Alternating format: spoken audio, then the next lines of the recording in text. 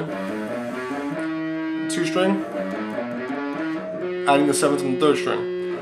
Now what we're going to do, the slide that you learned, is basically just moving you to the octave, and what you'll do is repeat the pattern on the next set of 2 strings. So if you remember last time, we discussed that the patterns are 2 strings, 2 strings, and 2 strings.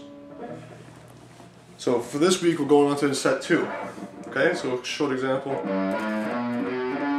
Hit your 7th, slide to the octave, which is 8 or 1. Now repeat the same pattern. Up to 6, we're going to come back down now. 7th is a change. Okay, so the 7th note, I specifically teach it separately.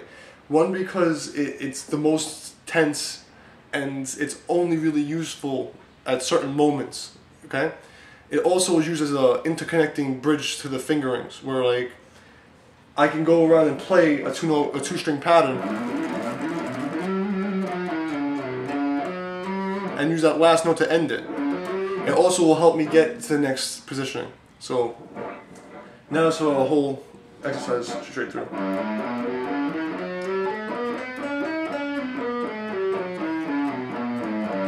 Okay, so let's make sure you can get that whole thing.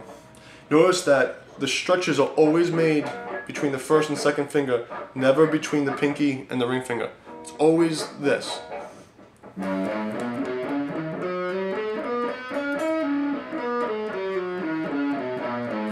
Okay, going back to the entire exercise a little faster.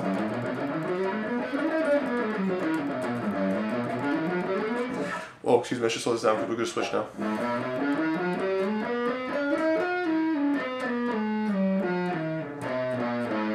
Okay.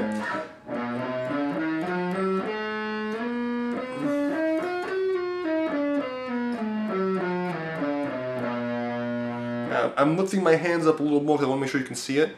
But in reality, when I play, I try to keep my fingers as close to the strings as possible. So I'm just playing at full speed, you see what I mean?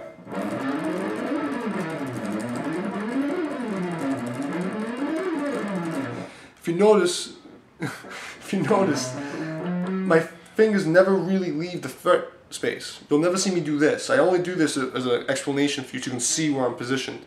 But in reality, you want to keep it, make believe there's a wall in front of your fingertips, and you cannot lift more than an inch. Okay? So you have to really get used to short power and the tap connected with the pick. Okay?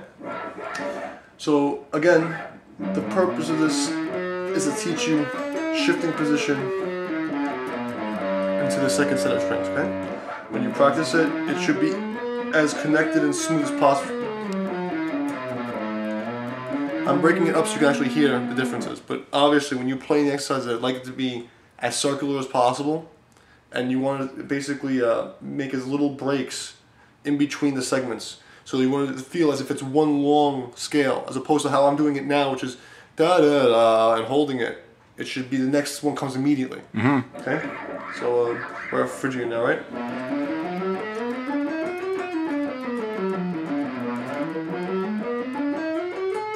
So using like do-do-do-do-do-do, right, immediately. I actually use a different fingering there, but the point was that you hear how I interconnect to the next piece, right, without a break. So in the beginning, obviously it's going to be difficult for you when you're learning the fingerings, but that is the goal. The goal is to make that every exercise I ever show you, whether it's a scale or arpeggio, or it always should be circular, it should always be repetitive, and should always stay on the click and the metronome. Okay? So, do you have any questions about how that's